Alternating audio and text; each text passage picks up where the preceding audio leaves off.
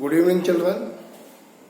Previous class में हमने पढ़े chemical methods to prepare colloids, मतलब केमिकल रिएक्शंस पढ़ी हमने कॉलॉइड्स बनाने के लिए। आज हम बात करेंगे कॉलॉइड्स बनाने के फिजिकल मेथड्स एंड कॉलॉइड के प्योरिफिकेशन से रिलेटेड टॉपिक को। फिजिकली हम कॉलॉइड्स बनाते हैं टू मेथड से। आपके सिलेबस में टू मेथड्स हैं। नंबर वन है आपका ब्रेडिंग आर्क मेथड। नाम सुनिए, ब्रेडिंग आर्क। आर्क मतलब बहुत ज्यादा इंटेंस हीट डेवलप करना बाय पासिंग इलेक्ट्रिक करंट। करना क्या है, कुछ नहीं है, सिंपल। आपको कंटेनर लेना है। In container take a dispersion medium and place two metallic rod. हम क्या करते हैं, बिटवीन टू मेटलिक रॉड जिसका आपको कॉलॉइड बनाना है वही आपको मेटल लेना है। जैसे अगर मुझे सिल्वर का कॉलॉइड बनाना है तो आपको सिल्वर की ही आपको रॉड्स लेनी है। तो when we pass high voltage charge then होता क्या है, due to the high voltage charge metal convert into vapour state. आपकी मेटल्स जो है वेपर फॉर्म में चेंज होती है। मतलब ये क्या करता है, हाई चार्ज मेटल को वेपराइज कर देता है। इतना ज्यादा चार्ज लेना है हमें कि आपकी मेटल क्या हो, वेपर एटम में चेंज हो जाए। सही है। यहाँ कैथोड एनोड वाला कॉन्सेप्ट नहीं है।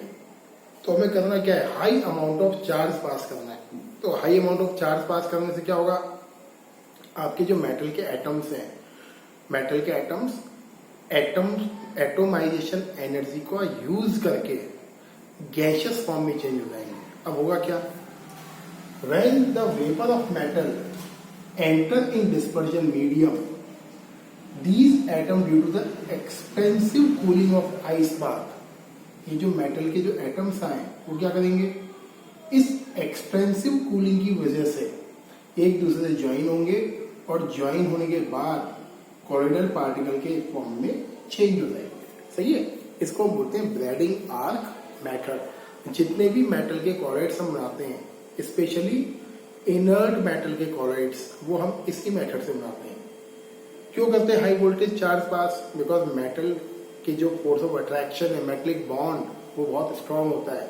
उस मेटलिक बॉन्ड को ब्रेक करने के लिए, वेपर में फॉर्म करने के लिए we pass high voltage charge. Clear. ये कहानी यहाँ तक सवाल आपके एनसीईआरटी के अकॉर्डिंग। एक नया क्वेश्चन है यहाँ, अगर मैंने आपसे बाई चांस पूछ लिया कि इस मेथड में जो कॉलॉइड बनाया आपने, उस कॉलॉइड का नेचर पार्टिकल के साइज के बेस पर कौन सा है, मैक्रोमोलिक्यूलर, मल्टीमोलिक्यूलर या एसोसिएटेड, तो इसका जो नेचर है पार्टिकल के साइज के बेस पर, वो नेचर है मल्टीमोलिक्यूलर। क्योंकि मल्टीमोलिक्यूलर में क्या होता है, छोटे छोटे पार्टिकल्स क्लब होकर बड़े साइज के पार्टिकल में कन्वर्ट्स होते हैं। तो ये मेथड है। आने की चांस कम ही है क्योंकि मैंने देखा नहीं है, बहुत कई बार आया है टॉपिक, कम पूछते हैं इसको। एग्जाम्पल्स वगैरह पूछ रहे तो पूछ ले आपसे, ब्रेडिंग आर्क के, है ना। देखते हैं नेक्स्ट टॉपिक। देखिए, सेकेंड फिजिकल मेथड है कॉलॉइड बनाने का, पेप्टाइजेशन। मैं दो चीजें बताऊंगा ट्रिक में, और ट्रिक इंपॉर्टेंट। देखिए, अगर आप किसी प्रेसिपिटेट को कॉलॉइड में चेंज करते हो, the phenomena is called peptization. Board में सबसे ज्यादा जो फिजिकल मेथड पूछा है कॉलॉइड बनाने का, वो पेप्टाइजेशन ही पूछा है। और पेप्टाइजेशन में स्पेशली पूछता है डेफिनेशन, और कुछ नहीं पूछेगा आपसे। तो if we convert a PPT into colloid, the phenomena is called, या process is called peptization. If we convert colloid into PPT again, then is called coagulation. सही है। पीपीटी से कॉलॉइड को बनाना पेप्टाइजेशन, कॉलॉइड से पीपीटी बनाना coagulation. अब दोनों काम करने के लिए हमें चाहिए इलेक्ट्रोलाइट। अब कैसे चाहिए, ध्यान से देखिए। जैसे ही आपका पीपीटी का पार्टिकल है, पीपीटी का पार्टिकल होता है चार्जलेस, इसलिए पीपीटी कहाँ होती है, बॉटम पर सेटल। क्वेश्चन अगर आ जाए, why does precipitate settle at the bottom, तो 9th-10th में तो आप लिखते थे पीपीटी हैवी होती है, बॉटम पर सेटल हो जाती है, ये सब कहानी। ओके, सही है। बट बॉटम पर सेटल होने का सबसे मेन रीजन है because the particles of precipitate are chargeless. PPT के पार्टिकल का जो चार्ज होता है वो होता है 0 सरफेस पर। सो जो पीपीटी के पार्टिकल्स हैं वो सारे के सारे चार्जलेस है। So when we add electrolyte in a PPT, जैसे ही आप इसमें इलेक्ट्रोलाइट मिलाओगे, पीपीटी क्या करेगी, अपने सेलेक्टिव एड्सॉर्प्शन की वजह से एड्सॉर्प्शन करेगी पीपीटी किसका, या तो कैटायन का या एनायन का, वो डिपेंड करेगा पीपीटी के नेचर पर। सपोज पीपीटी ने कैटायन को एड्सॉर्ब करा तो इस तरीके से कंडीशंस क्रिएट होगा, सही है। आफ्टर दिस क्या होगा, ये पीपीटी पार्टिकल्स ब्रेक डाउन। क्यों ब्रेक डाउन? क्योंकि पीपीटी का जो नेचर है वो होता है सस्पेंशन का नेचर, और सस्पेंशन के पार्टिकल्स हमेशा कॉलॉइड से बड़े होते हैं, सही है। So now the particles of PPT break down and convert into the size of colloid particle. अब जैसे मैंने क्वेश्चन पूछा है, ये जो कॉलॉइड बना है ये पार्टिकल के साइज के बेस पर कौन सी कैटेगरी में आएगा? मैक्रो, मल्टी या एसोसिएटेड कैटेगरी आएगी इसकी मैक्रोमोलिक्यूलर, सही है। तो ये फिनोमिना है आपके पेप्टाइजेशन का। अब अगर आपको कॉलॉइड से उल्टा जाना है पीपीटी में तो भी आपको क्या करना पड़ेगा, ये जो कॉलॉइड के पार्टिकल्स हैं इसके ऊपर प्लस चार्ज है, ये कॉलॉइड के ऊपर क्या है, प्लस चार्ज। अब आपको करना क्या होगा, इस प्लस चार्ज को डिफ्यूज करना है। तो क्या मिलाओगे, इलेक्ट्रोलाइट। इलेक्ट्रोलाइट क्या करेगा, माइनस चार्ज को रिलीज करेगा, और जैसे ही माइनस चार्ज, तो जैसे ही आप इसमें इलेक्ट्रोलाइट मिलाओगे तो अब जो प्लस चार्ज है इसको डिफ्यूज करने के लिए कौन आएगा, आएगा आपका नेगेटिव चार्ज आयन। तो नेगेटिव चार्ज आयन क्या करेगा, इसको अगेन न्यूट्रलाइज करेगा एंड कन्वर्ट इनटू पीपीटी। तो कॉन्सेप्ट सिंपल है, अगर आपको पीपीटी से कॉलॉइड बनाना है या कॉलॉइड से पीपीटी बनाना है, आपको चाहिए इलेक्ट्रोलाइट, सही है। इवनिंग टाइम पे डिस्टर्बेंस कुछ ज्यादा ही होता है, बट करें क्या, कुछ नहीं कर सकते। जो मकान है मेरा वो मेन रोड के ज्यादा ही पास है। चलिए अगला टॉपिक देखते हैं। देखिए बेटा, 2 मेथड्स हैं आपके सिलेबस में कॉलॉइड्स को फॉर्म करने के, फिजिकल मेथड्स बना लिया आपने कॉलॉइड्स। इंपॉर्टेंट क्या है, पेप्टाइजेशन इंपॉर्टेंट। अब क्वेश्चन आता है how can we purify colloids. अब क्वेश्चन ये आता है एक और चीज माइंड में कि इम्प्योरिटी कौन सी होती है कॉलॉइड में। आपने जब कॉलॉइड बनाया पीपीटी से या किसी भी केमिकल से, आपने क्या ऐड करा, इलेक्ट्रोलाइट, गॉट इट। अगर आपने इलेक्ट्रोलाइट ज्यादा क्वांटिटी में ऐड करा कॉलॉइड में, तो वो जो इलेक्ट्रोलाइट है वो इटसेल्फ एक इम्प्योरिटी है। तो जैसे देखिए आप, जनरली जो कॉलॉइड्स हम बनाते हैं, कॉलॉइड्स में जो इम्प्योरिटी होती है वो इलेक्ट्रोलाइट्स की ही होती है, मे बी चांस कुछ और इम्प्योरिटी हो। तो क्वेश्चन ये आता है how can we remove impurity from colloids. तो 3 मेथड्स हैं कॉलॉइड्स को प्योरीफाई करने के। Method number 1 dialysis, second electrodialysis, और थर्ड है अल्ट्रा फिल्ट्रेशन। अगेन मैं बोलूंगा, अगर आपने नाम पर ध्यान दिया टॉपिक के तो थ्योरी में आप बच जाओगे रटने से, और नाम पर ध्यान नहीं दिया तो मैंने हालत खराब होते हुए देखी है थ्योरी में। तो नाम पर ध्यान दो। डायलिसिस, डायलिसिस में क्या होता है, एक मेम्ब्रेन क्या करती है, फिल्ट्रेशन का काम करती है। इलेक्ट्रोडायलिसिस, इलेक्ट्रोड्स लगा दो डायलिसिस में। अल्ट्रा फिल्ट्रेशन, फाइन फाइन पोर से फिल्ट्रेशन करना। तो मैं एक एक करके आपको बताता हूं। देखिए नंबर 1 आता है आपका डायलिसिस। करना क्या है आपको लेना है डायलाइजिंग बैग या डायलिसिस बैग। ये डायलिसिस बैग बना होता है एसपीएम बोलते हैं सेमी परमिएबल मेम्ब्रेन, या फिर ये बैग बना होता है किसका, सेलोफेन शीट या पार्चमेंट पेपर। ये नाम देख लो, ये बैग बना होता है सेलोफेन शीट का या पार्चमेंट पेपर का।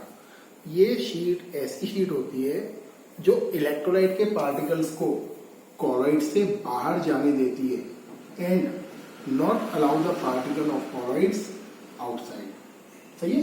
तो ये शीट किसको अलाउ करेगी, इसमें छोटे छोटे पोर्स बने हुए शीट में। तो ये पोर्स क्या होते हैं, these pores are very very small. तो ये पोर्स क्या करते हैं, जो इलेक्ट्रोलाइट की इम्प्योरिटी है या कोई दूसरी इम्प्योरिटी है उसको बाहर जाने के लिए अलाउ करती है, बट कॉलॉइड के पार्टिकल्स को अलाउ नहीं करती है, इसलिए इसको बोलते हैं सेमी परमिएबल। करना क्या है, देखिए कंटेनर लिया वाटर का, 2 साइड ओपनिंग है, ये वाटर आ रहा है हाई प्रेशर से, वाटर आ रहा है आपका निकल रहा है यहां से ना। आपने क्या करा, डायलाइजिंग बैग में कॉलॉइड सॉल्यूशन को फिल करा and hang in this container.